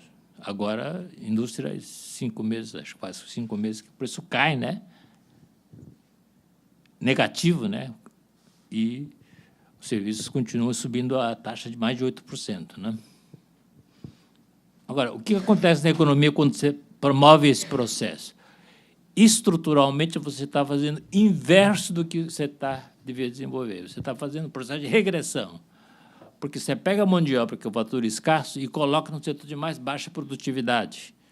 E setor que tem menor impacto para frente e para trás, para gerar renda, etc. e tal. Então, você pega serviço, trabalhadores que estavam na indústria, desemprega, vai para o serviço, então se emprega no setor de menor produtividade. Daí porque os níveis de produtividade no Brasil estão lá embaixo nos últimos anos, né? E você tem inflação. Agora, com certeza, como a economia... Outra coisa é o seguinte, quando você pega o gráfico do crescimento da produção industrial e PIB, anda muito junto. Você pega o de serviço, principalmente serviço pessoal e PIB, não terá tem a ver praticamente uma coisa com outra. O efeito da indústria é muito forte na economia como um todo, né? Do serviço, não. E o grande problema é que é impossível aumentar a produtividade no setor de serviços praticamente. Você imagina um restaurante, como é que você aumenta a produtividade do garçom? Você passa a pagar o dobro para o garçom, suponhamos, para facilitar. Como é que você vai fazer ele produzir o dobro? Senão seu custo subiu, dobrou, né? Como é que você faz o garçom trabalhar o dobro? Não é impossível. Os chineses sabem, os chineses botam numa mesa mais pessoas, né? E o garçom tem que correr e servir. Aqui no Brasil, se você botar um restaurante que qualquer pessoa pode servir do lado de um estranho, né? Ninguém vai. O único jeito que eu saiba que você pode aumentar. Cabeleireiro, como é que você aumenta a produtividade? Não tem como mecanizar mais, etc. E tal. Então, nós estamos privilegiando um setor que não é dinâmico, um setor de baixa produtividade, serviços pessoais, e, em detrimento, destruindo o setor de alta produtividade, que é a indústria. Daí o paradoxo. A produção industrial, como tem impacto grande, está correlacionada com o PIB. O serviço, não. E o desemprego caiu no Brasil e a economia parou, né? Estagnou, ou está em recessão, né? Em relação à questão do Banco Central independente, eu tenho minha opinião pessoal, fiz uma longa pesquisa e cheguei à seguinte conclusão. Nos países desenvolvidos, o que existe hoje é um movimento em que se cobra do Banco Central a chamada accountability. Talvez a melhor tradução em português é responsabilização. Se o Banco Central, que tem tanto poder, toma decisões, tem que se responsabilizar. Nos Estados Unidos sempre foi assim.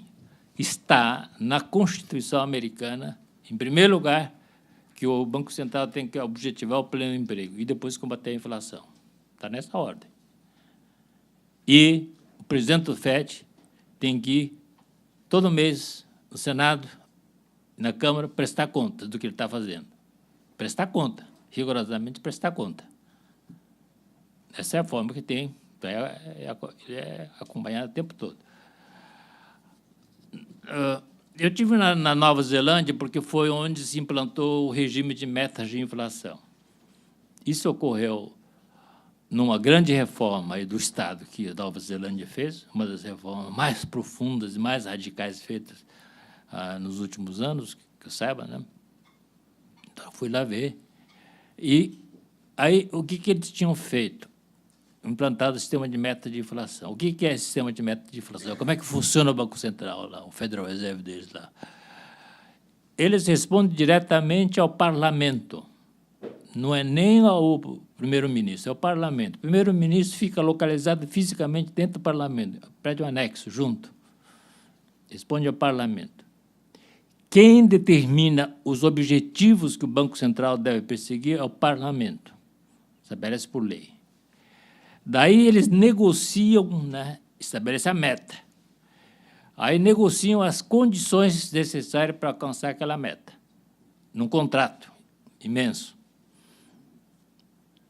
Centenas de páginas escritas. Em cada situação, o Banco Central pode fazer isso, pode fazer aquilo, etc. E se não cumprir a meta, é demitido. Não está escrito que é demitido, mas eu perguntei para eles, falei, o que acontece se não cumprir a meta? Falei, como se não cumprir a meta? O pessoal aqui tem vergonha e cai fora. Se cumprir a meta, tem prêmio. Então, não tem nem história de mandato, você tem que cumprir a meta. Negociou com o parlamento, vou alcançar a inflação de 2%. Para fazer 2%, eu quero isso. Acertou com o parlamento, tem que cumprir. E uma auditoria do parlamento vai fazer o acompanhamento e publica o acompanhamento. Está cumprindo ou não está cumprindo?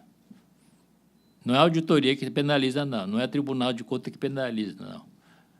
Quem penaliza é a justiça, né, se não cumprir, se andar fora da lei. E, politicamente, é o parlamento. Então, o movimento que você tem é de responsabilização da sociedade poder cobrar aquilo que foi prometido, em troca, dar os instrumentos operacionais para o Banco Central atuar. Se você pega, por exemplo, uma reforma recente, que foi o caso do Chile, os bancos centrais, na verdade, têm mandatos. O que é mandato? O executivo, no caso do Chile, dá ordem para o Banco Central. Você tem que alcançar a inflação de tantos por cento, uma taxa de câmbio que equilibre as transações correntes, por exemplo. Foi assim durante muito tempo, as duas coisas. E aí o Banco Central recebeu uma ordem, recebeu um mandato para fazer aquilo. Aí o Banco Central tem liberdade operacional de manejar os instrumentos típicos de política monetária. Juros, né? E outro instrumento que julgar necessário para fazer o câmbio e no nível que equilibre transações correntes. Então, aqui no Brasil, o debate está muito mal colocado. E no Brasil, normalmente, os órgãos reguladores acabam sendo coisa que você deve estudar na literatura, que sempre aparece isso, quando você estuda regulação, né? Dominado pelos regulados, né? Basta ir no Banco Central, conversar com o pessoal do Banco Central, como eles estão intimamente ligados ao setor financeiro e respondem diretamente ao setor financeiro, e nesse processo acaba se subordinando, né? Então, o que no Brasil que nós precisamos é a independência do Banco Central em relação ao setor financeiro, principalmente para poder derrubar essa taxa de juros indecente para nível civilizado, né? Não existe país no mundo que cobre por cheque especial 172%. Nem a agiota russa acho que cobra tanto. E aqui no Brasil, Sim, infelizmente. Aquele súbito do Planalto de vamos derrubar a taxa de juros, e realmente a Selic fez assim para logo depois voltar. O que aconteceu ali? Não, ali nós tivemos um momento em que era inflação em queda, então tinha que derrubar a taxa de juros mesmo. Só que, na medida que você não acabou o Selic, a taxa de juros voltou a subir, né? Tem que desmontar o esquema Selic que eu expliquei aqui. É um absurdo, não existe no mundo, nenhum lugar do mundo, eu nunca consegui encontrar um exemplo de um Banco Central que utilizasse a taxa de juros de longo prazo, de título público, para pagar no overnight. Título público de longo prazo, 10 anos, 15 anos, 20 anos, 30 anos. Taxa de juros tem que ser muito maior do que no overnight, evidentemente. Muito maior. Agora, se você usa isso para operação overnight, o que acontece com o resto? Toda a poupança do país vai para o overnight. Você, para conseguir algo parte da poupança, tem que pagar uma taxa de juros muito maior do que o de título público. Então fica uma loucura. A pergunta foi por que ele conseguiu durante aqueles meses? Porque a inflação caiu. Não tinha a ver com a inflação, não. Você está lembrando que a Dilma conseguiu fazer, foi caindo meio ponto, durante vários tempos, depois começou e reverteu, mas ficou vários meses ela em queda. Como que você conseguiu isso se o overnight continuou rolando, etc.? A inflação subiu depois, né? Quer dizer, foi, na verdade, eu acho que ali existe a premissa de que você ia reduzir e manter lá embaixo. A Dilma queria entregar um juro baixo e não deu certo, fracassou. Tanto que está aí agora com o juro teve que subir de novo e a inflação está de novo no teto da banda. Então, eu acho que é uma questão... como desmontar isso, eu não tenho a menor ideia, o professor Nakano entende muito mais disso. O fato é, do jeito que foi feito, foi ineficaz, tanto que teve que voltar atrás e subir tudo de novo. Resultou, no fim das contas, que a Dilma que queria... Eu acho que a Dilma queria uma marca, ela queria... O FH acabou com a inflação, o Lula acabou com a pobreza, eu vou acabar com o juro alto. Ela não conseguiu. Não sei, isso eu estou especulando, não estou na cabeça dela, mas imagino que seja uma coisa por aí. Pelo que eu percebi dos dois palestrantes, vocês fazem uma leitura bem negativa do Brasil no momento, uma leitura que está nas mídias, que está sendo divulgada por aí. O PIB brasileiro, nesse primeiro semestre, foi pífio, a tendência é que ele se mantenha muito baixo até o final do ano. A confiança dos investidores no Brasil continua diminuindo, mas a Dilma insiste em culpar a crise de 2008 ou o cenário internacional por esse desempenho aquém dos últimos anos do Brasil hoje e no futuro, provavelmente. Entretanto, Espanha, por exemplo, um país que foi um dos que mais sofreu com a crise e apresenta já uma recuperação, fôlego no PIB. Os Estados Unidos também. E eu acredito, particularmente, que esse desenvolvimento precário do Brasil hoje decorre mais de uma falha do governo, seja falha comissiva ou omissiva, porque atuou onde não deveria ou não atuou onde deveria, por exemplo, controlando o preço do combustível, que fez com que várias usinas falissem, ou a gasolina, sei lá, o álcool tivesse que ficar num preço baixo para competir com o preço da gasolina, ou não investiram em infraestrutura de rodovias para fazer o escoamento nos portos, etc. Eu quero saber dos senhores o que vocês acham disso. É plausível apontar o cenário internacional como culpado no que consiste ao desenvolvimento pífio do Brasil nesse ano, ou não? Professores, por favor. Eu acho que não. Ao contrário. O Brasil foi um país que, nos momentos de crise internacional, cresceu mais. Isso aconteceu na década de 70 do século XIX, quando a crise europeia, e trouxe uma grande transformação à sociedade brasileira que iniciou a imigração naquele momento. E marcou a realização de um projeto de criar uma sociedade urbana moderna no Brasil. Durante as guerras, o Brasil cresceu bem, e a crise de 30 foi um marco para o Brasil dar um salto, criar uma nova dinâmica de crescimento. E cresceu muito bem, inclusive na década de 30, com toda a crise. E o Brasil, naquele momento, era muito dependente de exportação de café. Só que deslocou todo o polo dinâmico para a indústria e cresceu rapidamente. Então, nós podíamos fazer perfeitamente esse fenômeno hoje, particularmente que o Brasil não é um país eco. País muito pequeno, não tem outro jeito senão abrir, escancarar e crescer integrado à economia internacional. Países que têm uma população de quase 200 milhões, mercado interno, portanto, bastante grande, e a nossa renda per capita não é tão ruim assim, é renda média, tem um potencial de crescimento interno muito grande, só que tem que fazer abrindo mais a economia, integrando mais a economia e baseado em aumento de produtividade, em progresso tecnológico, trazer a tecnologia que nós pudermos lá de fora. Só que, para isso, precisa exportar. Para exportar, precisa de ter câmbios, senão o exportador não tem condições de concorrer. Então, acho que é uma questão de estratégia. A estratégia errada não vem só de hoje. O Brasil privilegia o Mercosul. E quem leva a vantagem no Mercosul é a Argentina, que impõe tudo, né? O Brasil é o bobo, né, nesse processo. O Brasil tinha que ter integrado com as outras economias. Com a globalização, as indústrias se integraram globalmente. Então, as empresas que dominam diferentes setores estabeleceram uma logística internacional, onde produzir, que parte, componente, está certo? Para maximizar o lucro. Então, distribuiu a cadeia produtiva para diferentes países, diversas etapas produtivas para diversos países.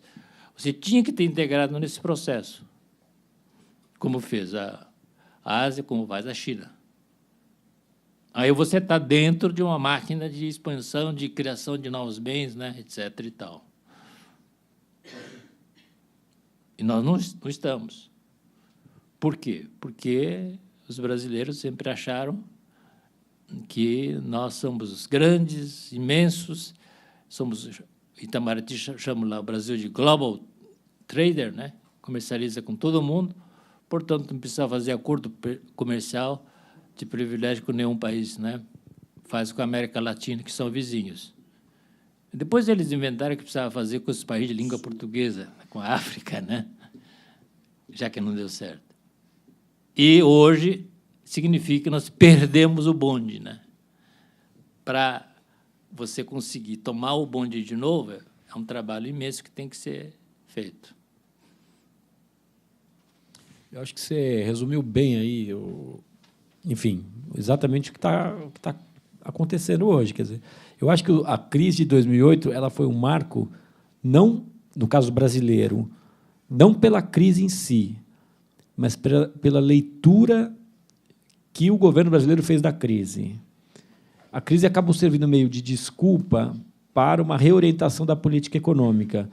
E, nesse sentido, acho que a Dilma, com muitas aspas o que eu vou falar, a Dilma é até, de certa forma, injustiçada, porque é como se fosse ela que tivesse redesenhado a política econômica. E, na verdade, foi o Lula. Foi em 2008, quando o Brasil decidiu mudar uma trajetória que estava tendo um desempenho muito robusto, dadas todas as limitações que a gente está falando aqui. Também não dava para esperar daquele país muito mais do que a gente estava conseguindo. Essa coisa que o professor falou da política externa, eu concordo 1000%, quer dizer, acho que isso é uma leitura errada, mas ali, na crise, você meio que falou assim, bom, então, se o mercado não funciona, nós agora vamos mudar tudo.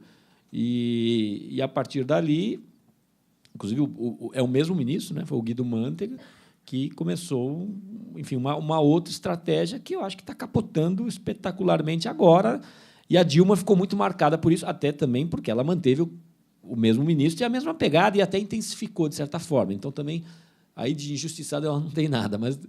Então, eu acho que o problema, o 2008 é um marco, mas não pela crise em si, mas pelo que o Brasil decidiu fazer a partir dali, reorientar a sua política econômica para uma outra coisa, queria te entregar um país com juro baixo e crescimento robusto. E você teve exatamente o contrário, vai entregar um país com juro alto e nenhum crescimento.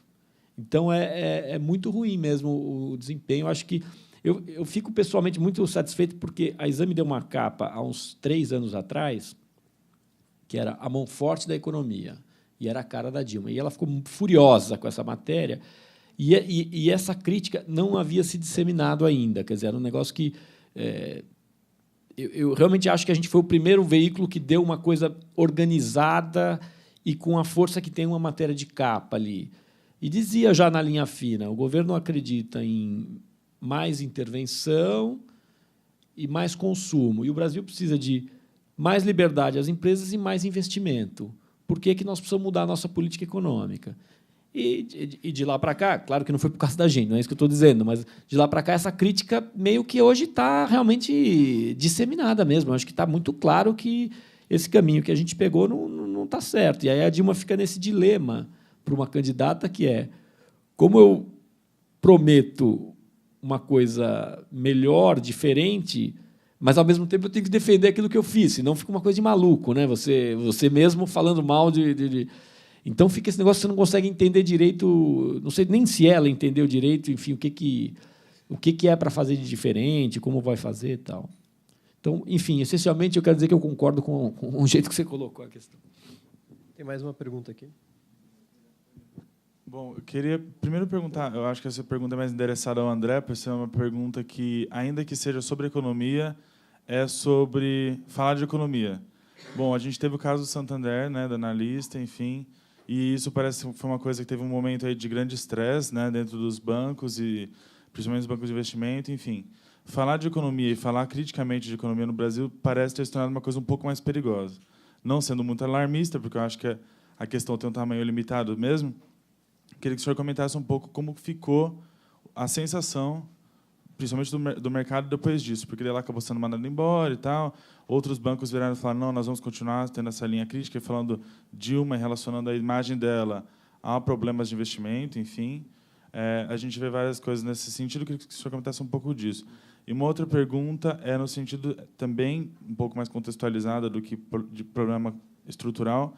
Problema estrutural, acho que não tem muito o que dizer, porque foi muito discutido. Problema conjuntural ou de sentido assim. O candidato Aécio Neves ele fala que ele traria um choque de expectativas positivo na economia como um todo. É uma coisa que ele fala, ele acaba quase apostando nisso. Seria possível? E normalmente ele associa isso à questão do efeito Lula, que foi um efeito negativo, e depois o mercado se ajustou. A minha pergunta é: o efeito Aécio seria um efeito positivo e depois o mercado recuaria por causa dos problemas estruturais, ou seria um choque capaz de trazer alguma mudança real para o Brasil? Ele anunciou recentemente uma coisa que todo mundo já sabia, que o Armínio seria o ministro da Fazenda, enfim. O que isso representa? Sendo que o Armínio é uma pessoa muito querida do mercado, enfim. É um choque expectativo e é um choque que leva a um crescimento sustentado, pelo menos durante o governo Aécio? Recentemente, o governo anunciou que planeja aumentar o salário mínimo para 2015. E, ao mesmo tempo, o Armínio Fraga, numa palestra, ele disse que o aumento do salário mínimo frente à produtividade brasileira não tá no mesmo compasso. E essa fala foi interpretada no sentido de que ele quer abaixar o salário mínimo por algumas pessoas. Eu só queria um esclarecimento um pouco mais técnico e, com certeza, com mais conhecimento, tanto do professor como do senhor, sobre essa fala, se isso realmente pode acontecer e quais seriam as possíveis consequências do Armínio, ligando à pergunta do Lucas, do Armínio no Ministério, acerca do salário mínimo e também da produtividade do Brasil. Deixa eu responder rapidinho, depois eu passo a bola para o professor. Olha, eu achei aquele episódio do Santander foi o Pareto péssimo no jargão do economista. Quer dizer, ninguém ganhou com aquele negócio. Eu achei muito ruim para o governo, em termos de passar uma imagem que é um fantasma que se tem com algumas correntes do PT, algumas coisas que assustam um pouco, e eu acho que a Dilma tem conseguido... Aliás, a Dilma tem sido irretocável nesse aspecto no relacionamento com a imprensa. Não tem, pelo contrário, ela não tem nenhuma evidência de que ela tenha pensado em qualquer coisa agressiva em torno da gente. Esse episódio que eu falei da capa, ela ficou realmente chateada, ligou para o Roberto Tivita, que estava vivo na época, reclamou, mas uma coisa na bola, no jogo ali, ficou por isso mesmo, não ameaçou com nenhum tipo de retaliação. Então, assim, ela não tem tido isso, mas naquele episódio, ainda mais numa campanha eleitoral, aí os fantasmas aparecem, né? Você vai, opa, peraí, é a turma do Franklin Martins pensando em alguma coisa para cima da gente, ou do mercado, da imprensa, ou o que quer que seja. Então, eu acho que foi ruim para o governo, acho que foi péssimo para o Santander, quer dizer, acho que foi um desfecho. Tá bom, se você estivesse lá, o que você ia fazer? Sei lá, eu não estou lá, mas eu acho que foi ruim para a imagem do banco no mercado. E acho, sim, que no mercado como todo teve um efeito que serviu, que foi de instaurar um pouco um certo pânico aí de que, pô, cuidado com o que você vai falar, porque agora pode complicar. Coloco isso, olhando numa perspectiva um pouco mais longa, no aprendizado nosso com a democracia, uma democracia ainda muito jovem. A verdade é que a nossa primeira experiência de massa mesmo de democracia é de agora, e a gente tem ainda que aprender os limites enfim, de ação de cada um. Acho que certamente foi algo que ficou ruim, assim, e que vai ter consequências negativas. Aí, sobre o choque de credibilidade do Armínio, eu acho que o nome dele, por ser quem embute, assim como tem outros também, quer dizer, nada. O Lula conseguiu isso com o Meirelles, quer dizer, ele teve e com o Palocci no começo, e com o Marcos Lisboa, que estava aqui na época, a gente não conhecia muito o Marcos, mas acabou que aquilo gerou um choque de expectativa positiva. Então, assim, também não é o Armínio é o único cara do mundo. O Armínio certamente é um cara que traz para o mercado financeiro, inclusive internacional, uma mensagem muito positiva, de que vai na linha do que a gente falou, quer dizer, se até 2008 vinha mais ou menos num caminho, de 2008 para frente foi num caminho diferente, de que você vai agora operar uma volta mais em linhas gerais ao que você tinha antes. Que, de certa forma, é o que a Marina também está falando, embora ela ainda não tenha o Armínio dela. Quer dizer, ela tem o Eduardo Janetti, mas que já disse que, felizmente, aliás, porque não tem nada a ver com ele, já disse que não vai querer ser ministro, é um cara que vai ter só um papel de consultor, mas um papel importante, porque, em linhas gerais, ele está falando mais ou menos a mesma coisa. Então, eu acho que o efeito Armínio pode ser replicado, e, no limite, pela Dilma também, quer dizer, dependendo de quem... O Lula fez isso, quer dizer, não tem nada que impeça isso. Acho que um choque positivo de expectativa tem, sim, um efeito muito grande. Em economia se discute muito isso, o papel das expectativas tem um efeito grande. Agora, é claro, é um efeito inicial. Então, nesse sentido, o risco que você falou existe. Quer dizer, se você colocar o Armínio e não fizer mais nada e você vai achar que você vai passar 4 anos maravilhosos, não vai. Mas é claro que a ideia de você colocar um cara desse peso não é que ele não vai fazer nada, é que alguma coisa ele vai fazer, que você vai ter uma equipe boa tal, e reconquistar um poder de ação que você talvez tenha perdido. Então, a expectativa ela é importante no primeiro ano, depois ela tende a se esvair um pouco. Sobre a questão do salário mínimo, eu acho que... Eu não tenho a menor ideia o que o Armínio faria, o que o outro faria, mas... eu acho que o que está em discussão é se essa fórmula que a gente tem hoje, se ela é sustentável ou não. Que o salário mínimo deva ter ganhos reais ou não. Quer dizer, acho que sim, né? Todo mundo espera que sim, desde que isso seja acompanhado por um ganho de produtividade da economia como um todo, senão, como disse o professor, gera custo, né? Quer dizer, você não pode ter um salário na sua empresa que cresce sem que você esteja ganhando produtividade, senão acontece o que está acontecendo, o que aconteceu com a indústria, de certa forma, foi isso. Quer dizer, você foi encarecendo, a indústria, em geral, foi encarecendo a mão de obra, e, nesse caso, você tinha uma alternativa, que era importar, e você está literalmente sucateando, destruindo a sua indústria. Então, eu acho que a questão do salário se coloca é limitador olhar isso só para o ponto de vista de uma fórmula. Quer dizer, você teria que pensar isso do ponto de vista do que você vai fazer com a sua economia como um todo. Agora, sobre como ficaria essa forma num governo A, B ou C, honestamente, eu não sei. E ninguém vai te falar agora, viu? Vai falar que não, imagina, o salário é a prioridade absoluta, eu fui mal interpretado, tal. Não vai adiantar muito essa campanha, a gente vai saber depois o que vai acontecer. Professor, você quer... Em primeira, essa questão do Santander, eu não sei os bastidores, mas o que essa moça escreveu, na verdade, ela plagiou isso é o pior de tudo. que um professor da AGV tinha escrito. Só que o professor da AGV é de um banco brasileiro e, né, considera-se normal. E o mercado já vinha agindo dessa forma.